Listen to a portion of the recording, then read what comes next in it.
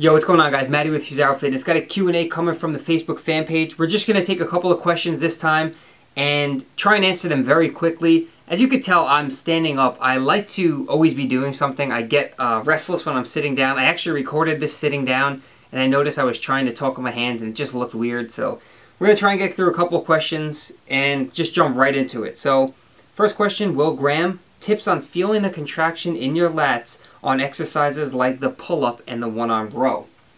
The one-arm row is really hard for people to get down and get that mind-to-muscle connection. A lot of times it's just a form issue.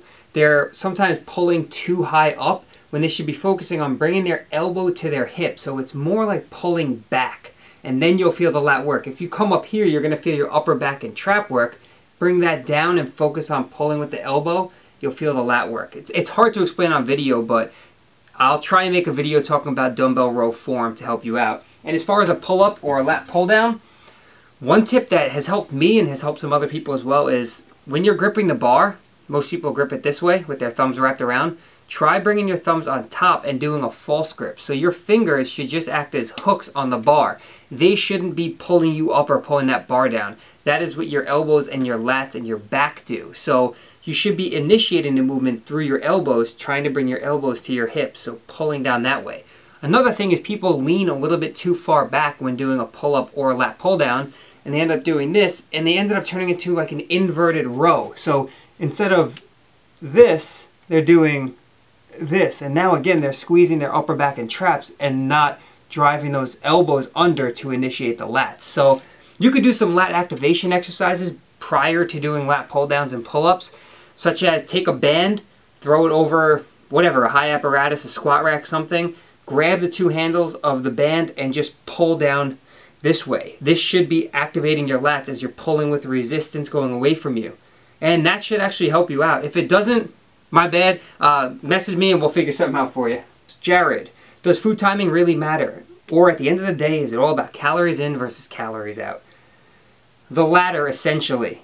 Calories in versus calories out will dictate body composition, but for performance, food timing might matter. Now, a lot of people just blatantly say food timing doesn't matter, no matter what. But for performance benefits, again, some people need those carbs, need that protein, need that fat for pre-workout. That's their energy source. That's how they perform better in the gym. So again, maybe for performance, for endurance, for strength, food timing might matter. But for body composition, you're either bulking, you're cutting, or you're maintaining. So your calories, day in and day out, is going to be what matters in the long run. So, simply put, body composition standpoint, calories in versus calories out, endurance, performance, it could matter. It depends on you personally. Robin Shervin, what are alpha aminos? What do they do? Difference between them and BCAAs? They're the opposite of beta aminos. No, I'm just kidding. I'm assuming you're referring to Cellucor's new product, their alpha amino BCAAs. I don't personally take branched chain amino acids. I'm not against them by any means, but I get enough quality protein from quality sources, and I don't really have the extra money to kind of just throw into BCAAs. I think they could be beneficial if you are on a cut, if your calories are low, if you train fasted. So they do have their place in my opinion. But as far as the alpha aminos go, I'm not sure what that's all about. Gabe Castillo, what books and websites, if any, have helped you stay motivated throughout the years?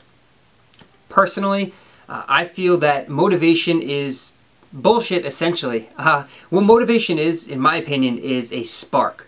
So motivation should be intrinsic. You should be motivated to do something. You shouldn't look at other places for motivation.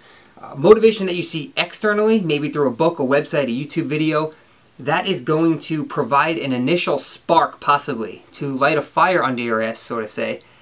And from there, you have to go somewhere. So it's your commitment, it's your dedication, it's your passion towards something that keeps you motivated. Not just reading a book and being like, okay, I'm going to go start this business. So it's not like that. It's got to come from inside. And my biggest thing I tell people is just it's the people you surround yourself with as well. So surround yourself with positivity. The YouTube fitness community is a great place for it. We all have a lot of similar goals. We're all very supportive of each other. Family, friends, girlfriends, boyfriends, all of that can be beneficial. But remember, motivation comes from inside. Powell, I'm not going to try your last name. Balance between cardio and a calorie deficit on a cut. It's all going to come down to personal preference essentially. I don't like people doing too much cardio, and I like people to eat as much as they can while still losing body fat. Now, if you're happy with where your calories are, or you are more satisfied by eating a little bit more, you may have to do more cardio.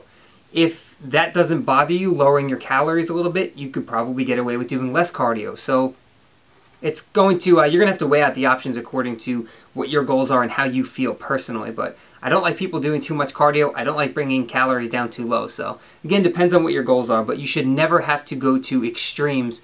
Unless, of course, you're competing. That sometimes requires extremes, but it's not for everyone. Hopefully you guys enjoyed this video. If you did, don't forget to click that thumbs up button. That really helps. And leave some feedback. Let me know. Is this too long of a Q&A? I try and answer as many questions as I can. When I put up a thread on Facebook, sometimes I get 40 to 50 questions. So you'll see me do like 3 or 4 parts of 10 questions each. And then they get to be 10 and 15 minutes long. So do you prefer the long videos? Would you rather a bunch of short ones? You guys let me know. I'd be more than happy to do them. So thanks for watching. I appreciate it. Don't forget to subscribe. Check out the description box below to visit my website and get your free ebook. My Instagram, my Twitter, my Facebook, all that stuff is linked down below. So I'm out of here. I'll catch you guys in the next video.